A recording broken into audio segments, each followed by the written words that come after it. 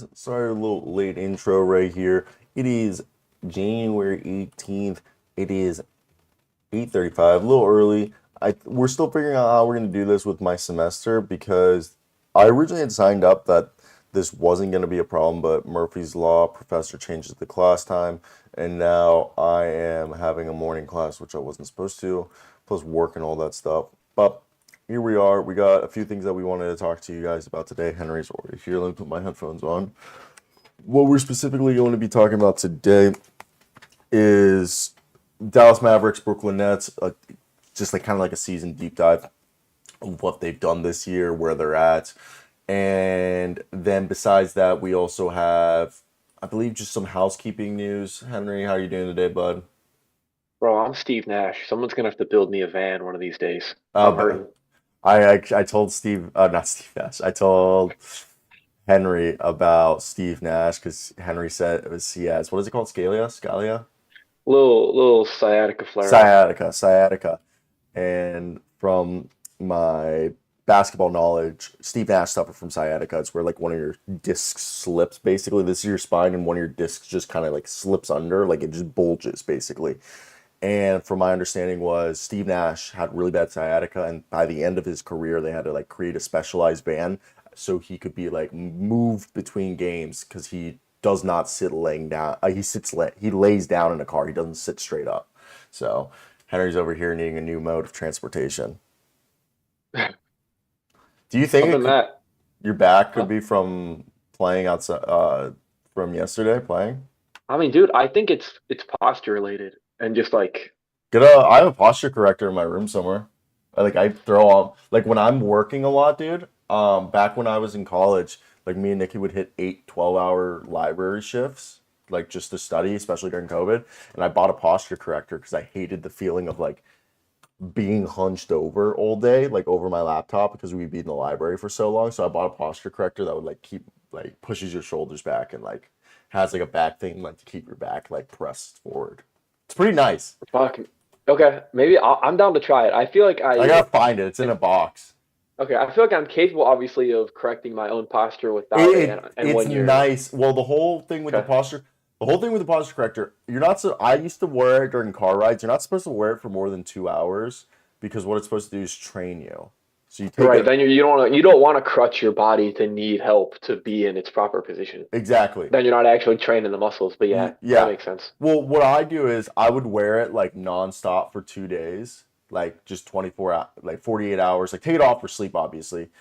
And then I just wouldn't wear it because then I feel like my body got used to for 2 days being there, like in the pulled back, and then I only would use it when I felt like posture was waning again, you know? Okay. Because I always use it as kind of like a reminder. All right. Yeah, let's talk. Because imagine like your hips and like upper leg regions just like feeling like they're falling asleep all night. I was just tingling, bro. I was tossing and turning for hours. Oh damn, yeah. Yeah. Not that might be nerve. You might have a nerve Well, that's what I'm issue. saying. Whether or not it's actually sciatica or not, I can feel that it's like my sciatic If nerves because it's it runs from my neck down to like my through my hamstrings and legs.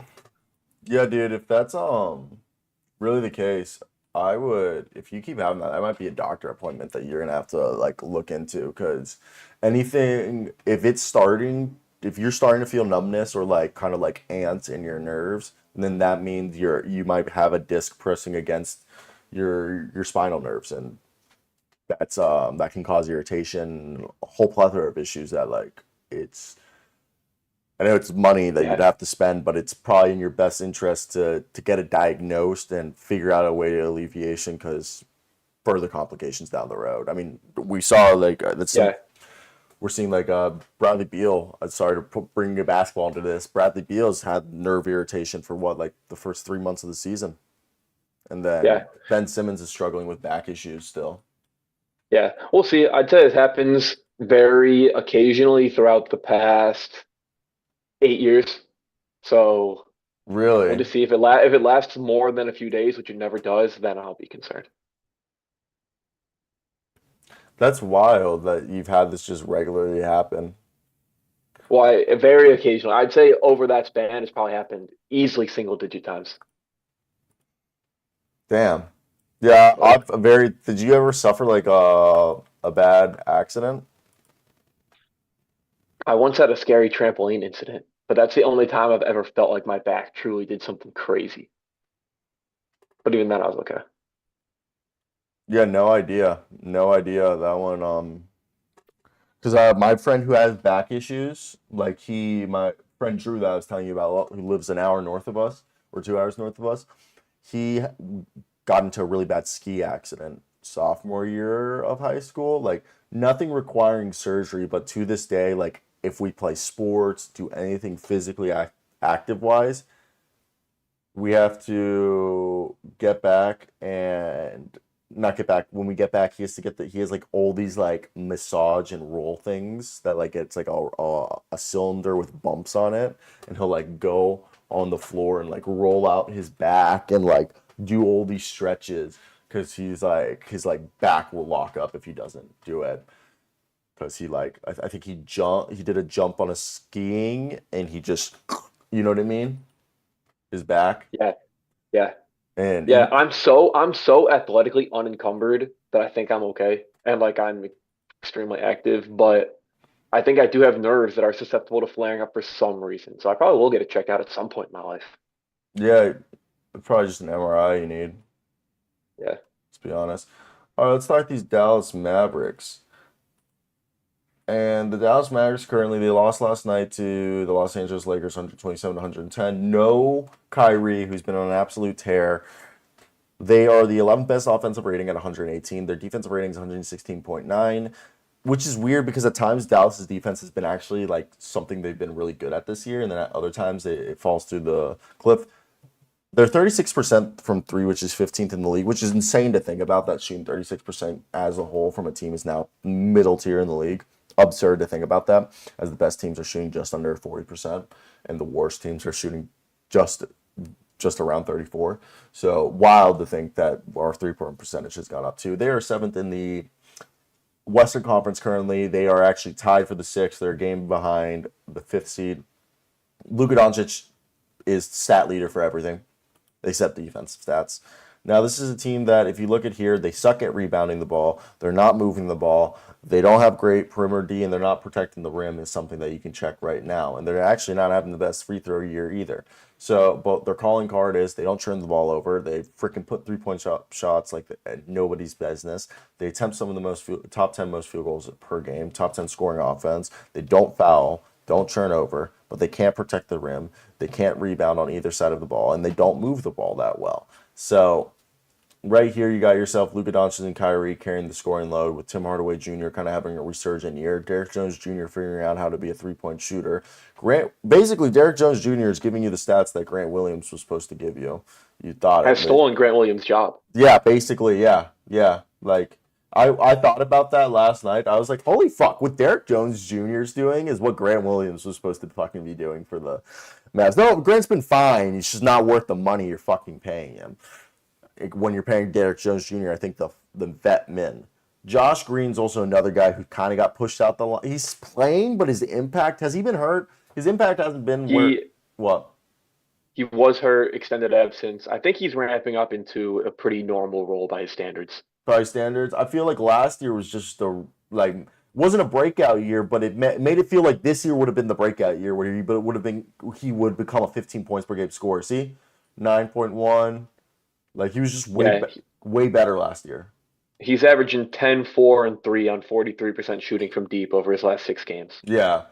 So then you got yourself Dante Exum, who's really been efficient, but he's more of their defensive maestro than anything, and kind of like secondary ball handler. You're not really off asking for much offensive firepower from him besides the occasional catch and shoot and finishing in transition. Jaden Hardy's another guy that if you watched last year, you thought maybe this year he could be that he could have stolen some minutes from Tim Hardaway Jr. and kind of giving you some six-man minutes as he's kind of a secondary ball handler with some scoring punch, but still not there. And then you get, of course, Dwight Powell.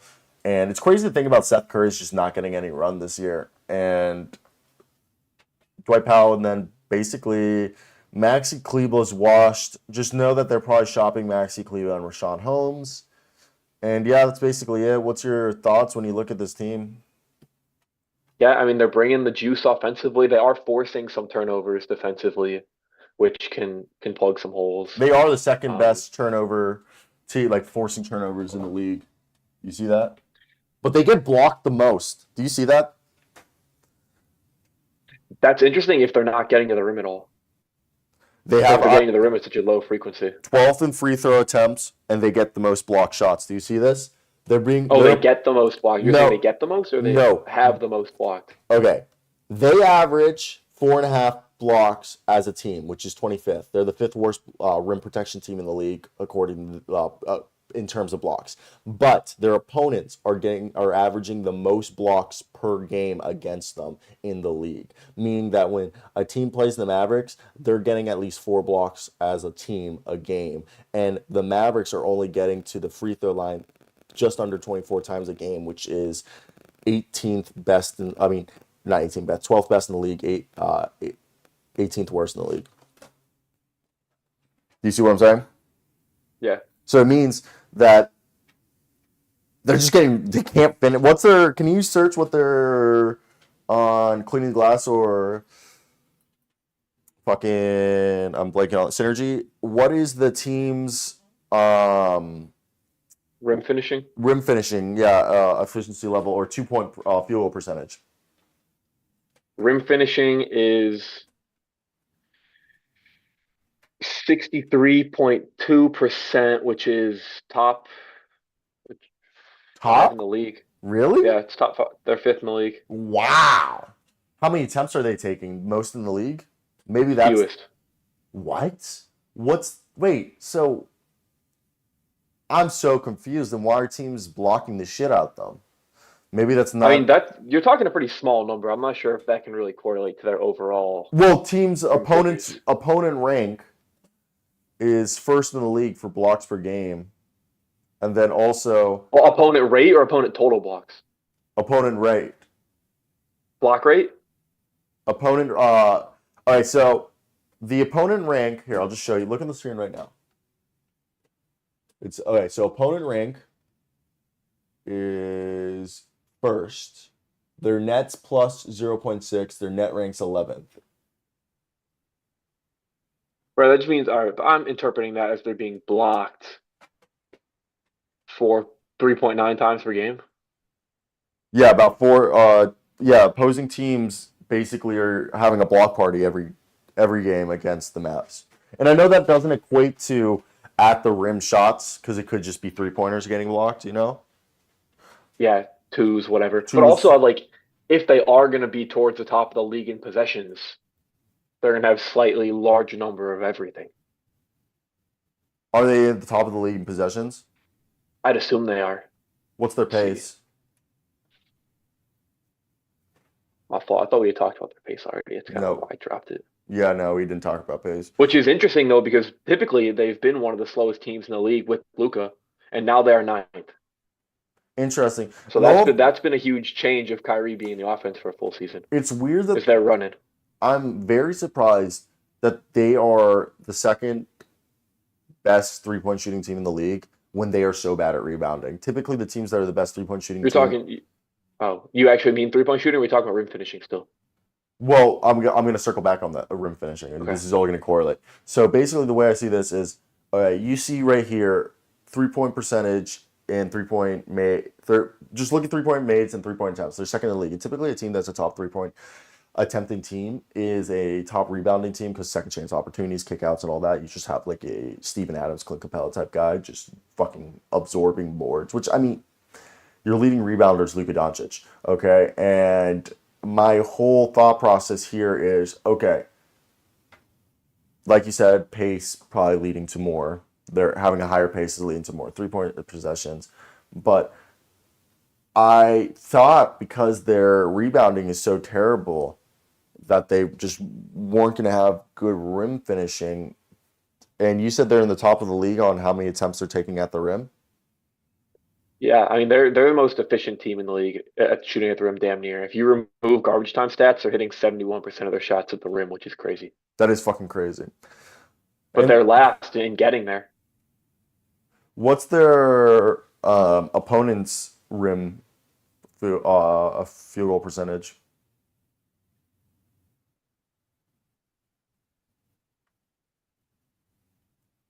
I think the problem with this team when I look at it is they don't have a backup point guard to begin it to begin. And then their next problem is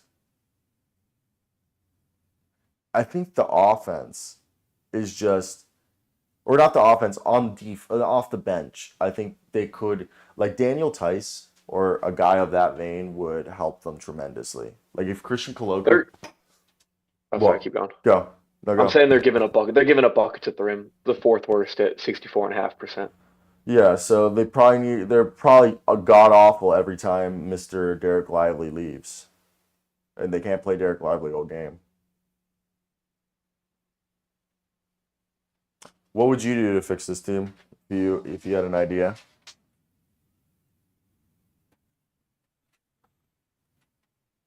Yeah, a backup big would probably be at the top of the wish list. Like Daniel Gafford Um, would be great. yeah, If they could somehow flip like Maxi Kleba or Rashawn Holmes for Daniel Gafford, I would do that. I mean, hit him up and be like, hey, can you send us Daniel Gafford and Tyus Jones or Daniel Gafford and DeLon Wright? And we'll send you Rashawn Holmes and Maxi Kleba in a first or a couple seconds. What do you say? I feel like DeLon Wright would be slightly duplicative with Dante Exum, but I like the Gafford fit,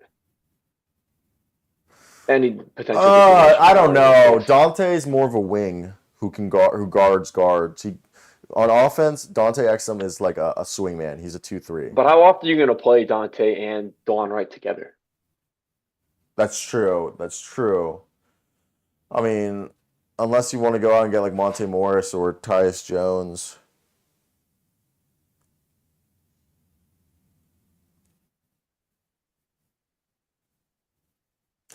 I'm just saying I think the Wizards have what the Dallas Mavericks need.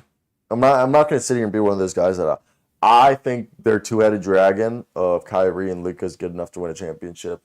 I just think they need a bit more depth on this team to be an actual team. Like Yeah. the It's way fascinating looking at the bigs across the league, though. I don't really think Orlando will part with any of theirs. Wendell It's like Carter outside of, Wendell Carter's on the block. He's been on the block for 2 weeks now. all right, but like, will I don't know if Dallas would pay up to do that. Maybe they would. That's why I think Daniel Gafford would be cheaper. Right. That's why I was referring to the cheap bigs of Yeah, John Isaac, Mo Wagner, yeah, Goga. yeah. Unless they wanted to trade for Wendell Carter to set up like a Derek Lively Wendell Carter a la the Clint Capella Neko Kongu situation and there, so you keep Derek Lively's value down.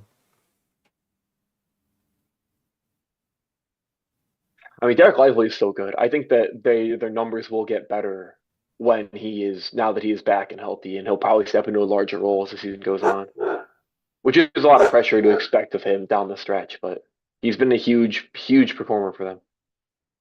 No, he has, and like he's been one of the best rookies this year for a reason. Yeah. Now, I just think the biggest thing is trying to figure out like how this team can. I just think again, if they can get a guy like Tyus Jones and a guy like Daniel Gafford right there, that's I believe $25 million they have to figure out. To me, that's Jaden Hardy, Rashawn Holmes, and Maxi Kleba, and maybe you give up one first round pick. I feel like If nah, you're Washington, how available is Tyus Jones right now? fucking so available because he's an expiring contract. You just want a first round pick in return.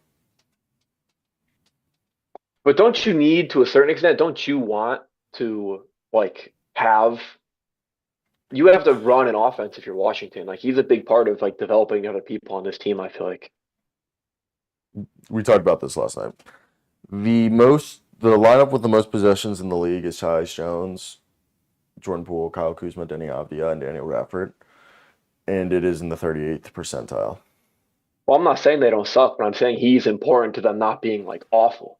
It doesn't matter. Genuinely, we don't have anyone to develop besides Denny Avdia, and Johnny Davis is not an NBA player.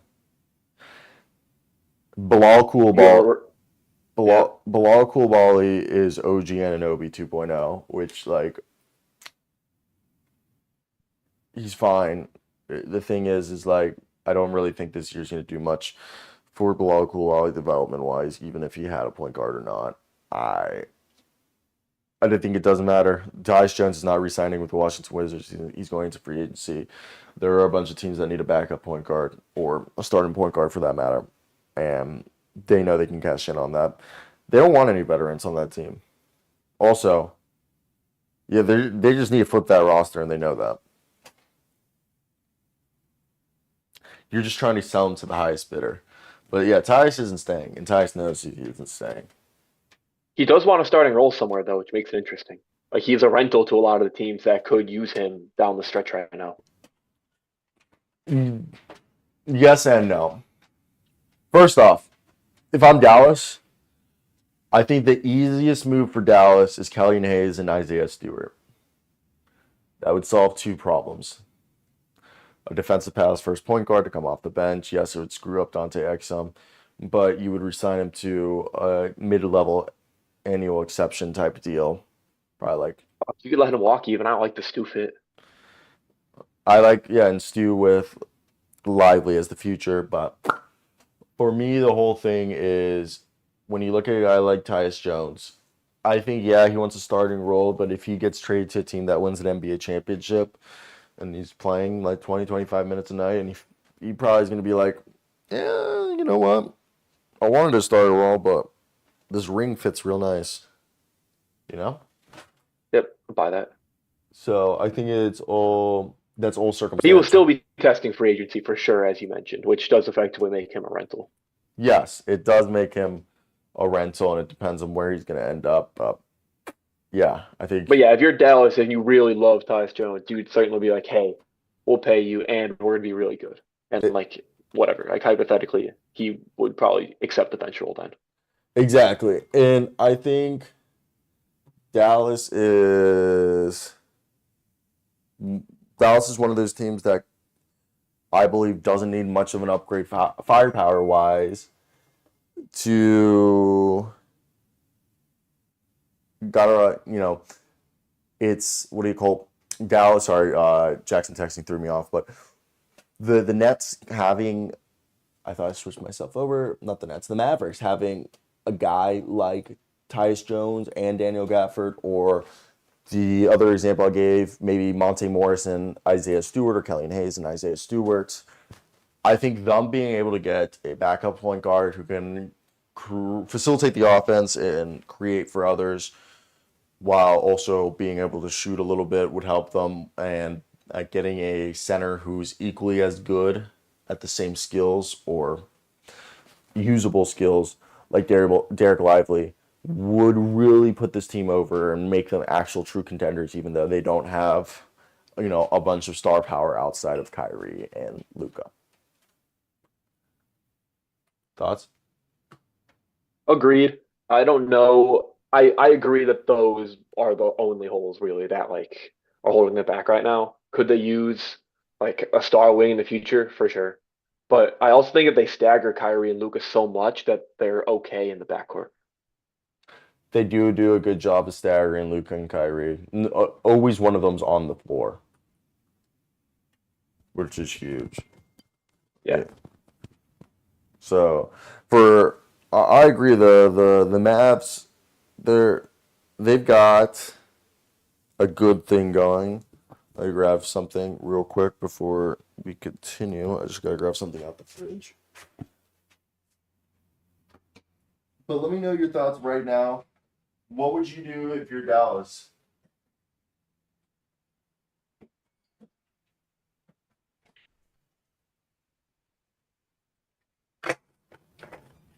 He goes silent when I ask him to tell me. I'm dialing up the Lakers and I am seeking Jackson Hayes and a second in exchange for Seth Curry. Dude, I've been seeing so many people float around that teams should go out and get Jackson Hayes. Why? I am not a Jackson Hayes fan, but he is just a role man for Luka that can rebound a little. Yeah, but he can't even And play. they're not using Seth Curry. And I seek draft capital.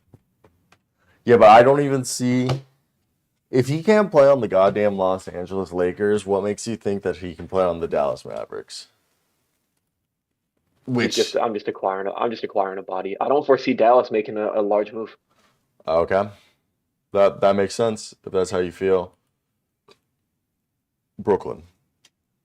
They are 11th in the East, 16 and 24. Their current standing is a game behind being a part of the Eastern Conference playoffs, which they're currently 16-24. The Bulls are 2 games in front of them, technically 3 wins in front of them. They are currently on a losing streak of, what is it, 5 games now? Or still, what's their schedule? I think 5 games. It has not been pretty for them. They're 1-9 in their last 10. Yeah, 1-9. It's been freaking awful. Not been pretty. And as a result, I was listening to this rant by The Athletic. So, role players are trying to be stars. Kyle Kuzma and Mikal Bridges are examples of this. You can be a 20-plus per game, 25-point per game scorer on a play-in team or a team that misses the play-in. And then if you put Mikal Bridges and Kyle Kuzma on a championship contender, they're 12 or 14 points per game scorers. But the thing is the money that they'll pay you to be that 20-point per game scorer on a shit team is way more than the money they'll pay you to be on a championship team. And that's where we're going. That's why you see a guy like Jeremy Grant being on Portland.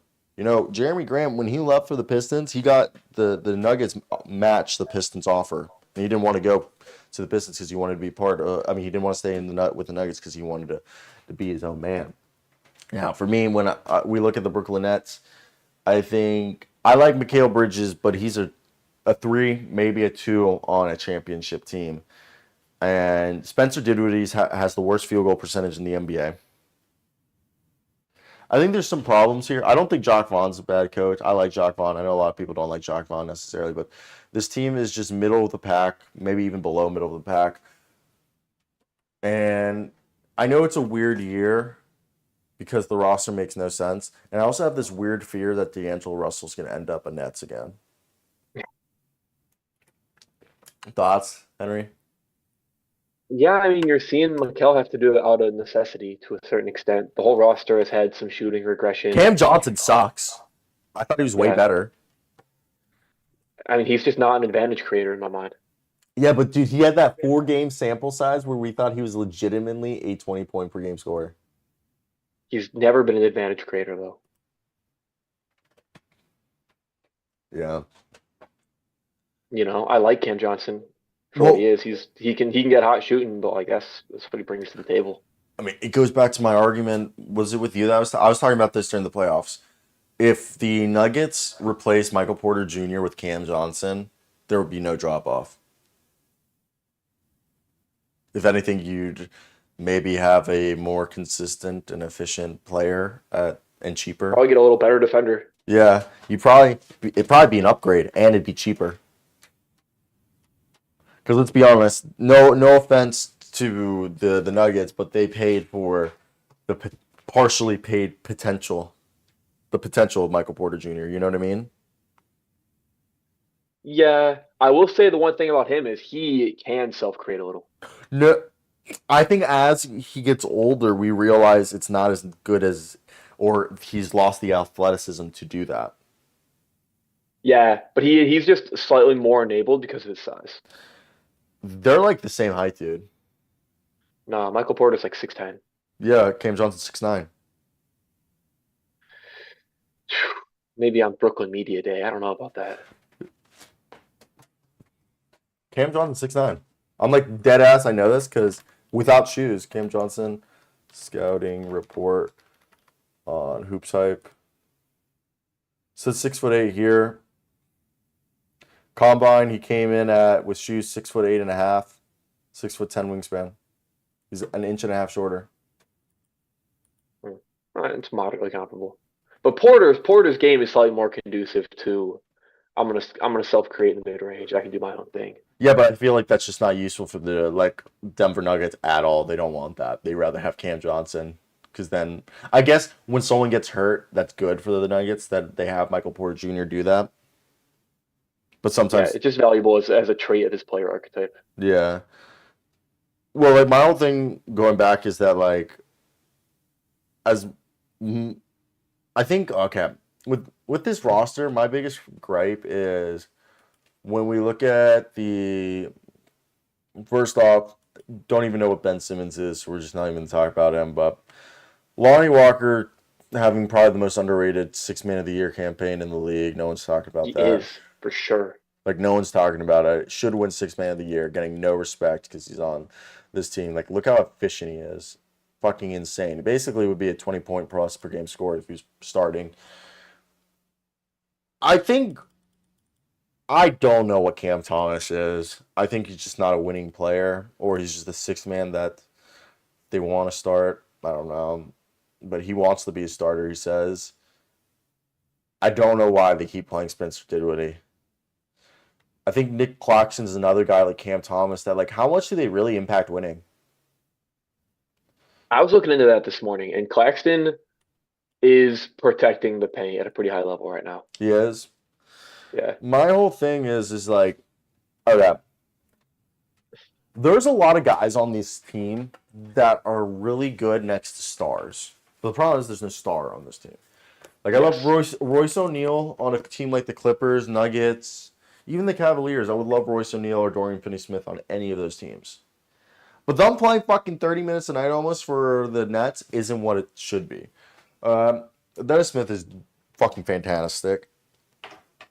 Deron Sharp's Honestly, what? how about Royce O'Neal? How about Royce O'Neal to Dallas?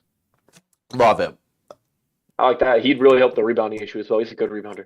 Solid rebounder, and people don't realize how good of a facilitator and ball handler he is. This year's averaging 3 assists a night, but there was with I think Utah, he was at one point averaging like 9, 5, and 4. It's a career high assist rate right now, 16.1. Yeah, but isn't his career high like 4.7 a game though? Like a year or two ago with the Jazz or with the Nets.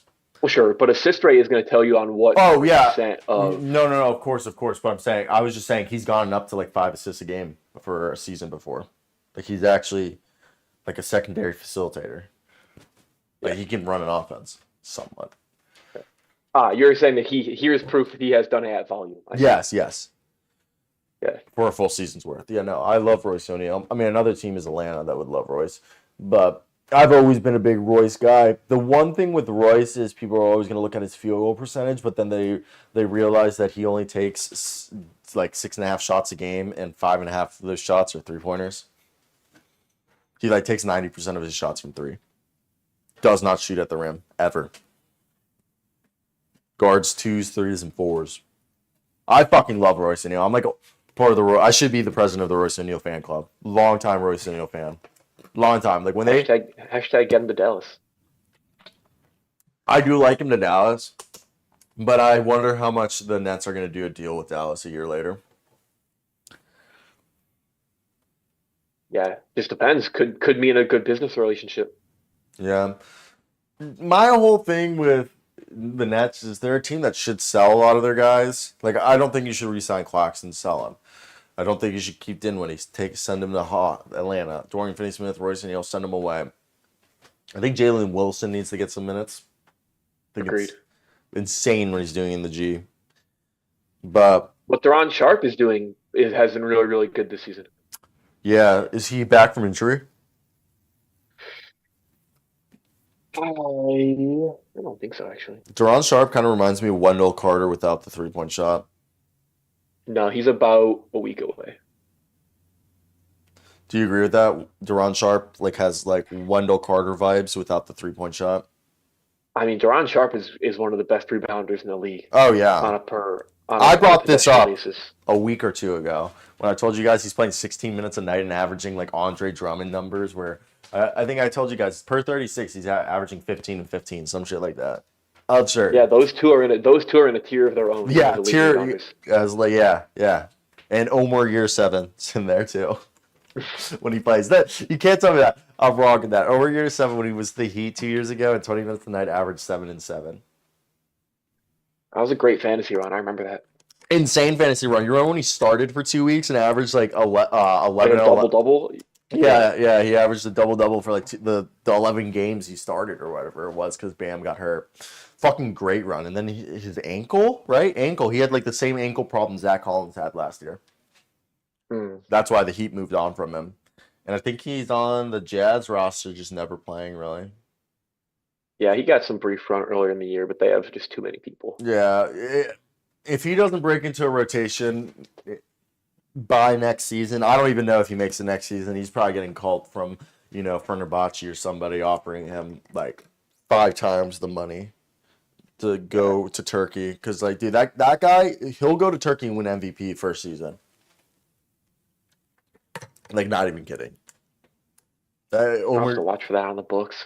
what, Omer, you're 7? So watch that on the books, yeah. I'll Yeah, I take mean, Omar Yurt 7 for MVP. yeah, first season. Oh my God, yeah. I mean, Felipe Petrusev fucking won MVP in the Adriatic. I know it's Adriatic League, but I mean, Dave McCormick got signed right out of college to the Turkish league and had success. So like, I could only imagine a man who played already for Fenerbahce, right? He was a Fenerbahce guy, right? Who, you're talking Yurt 7? Yeah. Before he went to George Washington. I mean Georgetown and I know he's Turkish. I don't know what team he played for though. so I don't know. What would you do if you're the general manager of the Brooklyn Nets to fix this roster?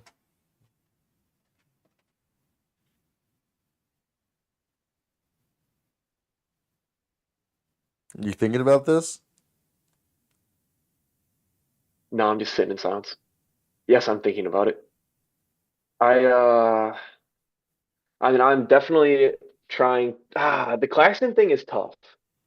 He is available, but that is gonna mandate a good first in the future. What do you mean? I would have really, really loved to sell Mikal Bridges to everything the Pacers have, but that's slightly more complicated now. Yeah, I mean, I think it's just a matter, just time, and just I personally would just get rid of guys who aren't part of the future. I mean, I agree. I think that moving Royce and moving Dorian Finney-Smith, though he's having a down year, seeing what you can get for Nick Claxton, maybe Cam Thomas. No, you don't want to do that. That would be a Bridges bummer. But yeah, I think those are their only three main trade candidates, really. Get something small for Lonnie, perhaps. We could also just keep and re-sign him because this is his second year of being an excellent shooter. Yeah, no, I agree. I I want to say that it's definitely hard to just know what to do for the Nets, but I trust Sean Marks. He's a good general manager, and he'll figure it out. You He know, is I very good just general manager. all right. So one thing I want to talk about before we get out of here is where was I?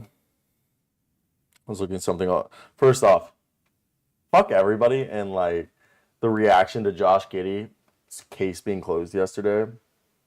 Fucking ridiculous, and it goes to show how the average person has no idea how legal shit works in our country and also doesn't like real first off, nobody okay, what the court of public opinion decides from Twitter posts isn't how people's fucking lives are determined in the judicial system. There is investigations that have to go through. And at the end of the day, ladies and gentlemen, if the people involved, if anything did happen, don't feel like anything wrong happened, then there is no reason for them to want to corroborate the story or to be part of an investigation that they have no, agreement with or any involvement or desire to be involved with. So for people to just put themselves into somebody's life and we don't even know what the story is, we don't know what it is, there's no evidence or anything, and then just to go, this is your monthly reminder to know that John Morant served, a 2-month suspension for just flashing a gun on Instagram Live, which is conduct detrimental to the league, while Josh Giddey banged a minor with no repercussions. We don't know if he did that. That's what you think. That's what Twitter. Again, you can have your opinion. I can have my opinion. I'm not saying disagreeing or agreeing. I'm just saying we don't know because it involves a minor. We don't know the laws. Nobody's involved. Case closed. Who cares? Nobody got hurt. So we're just going to disparage someone for the rest of their lives over the fact that something we can't confirm or deny. That seems pretty like dumb and like, I guess, radical in the sense that, I think, I don't know, I just think it's dumb. And the other thing is, I'm going to say, everybody who's saying this is not white on Twitter. It's a lot of like, you know what I mean? Like, or it's a chick, So it's just funny. Have you seen it all on Twitter? I have. It's kind of stupid. It's so stupid. Absolutely sickening. It's just dumb. Sickening behavior from the general public for Josh Giddey to deal with this. Oh no, it's not even that. It's continuous drama. It's just something because he is a young man in the spotlight. It is appalling behavior. I don't know if you're being from the general American public. I don't know if you're being sarcastic or not. Why? Because you just have the sarcastic tone. No, it's sickening behavior. Well, the other thing is like, if you see, like, all of Australian media does not give a fuck. All of Australia is like, free Josh Giddey. They're an island of prisoners. Okay, I forgot I taught you that. It is an island of prisoners. They're tough. They understand that the way of the world isn't that deep. But if people were to put themselves in Josh Giddey's shoes, they would understand that this should not be a radicalized issue, and it's just sickening. Oh, yeah. The other thing is... And yeah, it's a failure because people want to project for other things regardless. Bro, you know what's the other thing is this is the situation. If he was a high school freshman dating a sophomore or junior in high school, would people think it's a little weird? Yeah, but like, nothing would happen. He's suffering from being in the spotlight. Yeah. It's a small price for fame, but yeah, sickening. All right, let's do the Huge and Pirtle, and we'll wrap this show up.